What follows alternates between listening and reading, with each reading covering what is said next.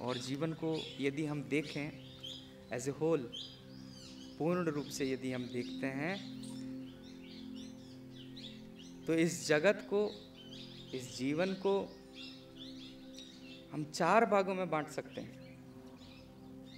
सबसे बाहर यदि तुम देखो, एक परिधि बनाओ, तो सबसे बाहर तुम पाओगे एक जगत है जो कि कर्म का है, कुछ करने का है, कुछ एक्टिविटी का है, करने का जगत।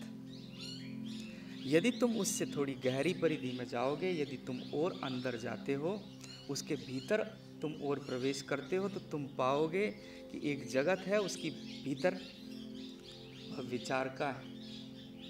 एक जगत है, वहाँ तुम्हारा सोचना, तुम्हारा समझना, वो उसके भीतर मौजूद है।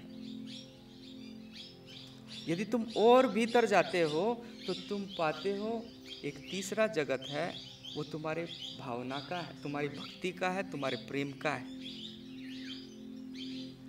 जब तुम केंद्र में जाते हो, जब तुम चौथे बिंदु पर जाते हो, तो वह जगत है साक्षी का, और इसके पार नहीं जाया जा सकता। ये बुनियाद आ गई, ये नींव आ गई, और इस नींव पर, इस बुनियाद पर ही हमारी भावना का, हमारे विचार का और हमारे कर्म का जगत निर्मित है। इसलिए 3 योग हैं, इसे समझो। इसलिए 3 योग हैं, कर्मयोग, ज्ञान योग और भक्ति योग। ये तीनों ही ध्यान की पद्धतियां हैं। कर्मयोग, ज्ञान योग और भक्ति योग तीनों ही ध्यान की पद्धतियां हैं। अब यदि हम गौर करके देखते हैं, तो ये जो कर्म का जगत है, कर्मयोग क्या है? तुम्हारा कर्म। लेकिन उसके साथ हमने योग किया ध्यान का, कर्मयोग। कर्म पर आरोपित किया ध्यान को, कर्मयोग।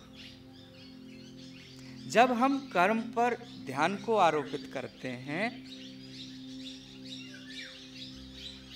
तो वह ध्यान उस कर्म के साथ साक्षी की ओर बढ़ने की चेष्टा करता है। फिर ध्यान जो है एक वाहन बन गया, वो उसे लेकर के जाएगा साक्षी की ओर।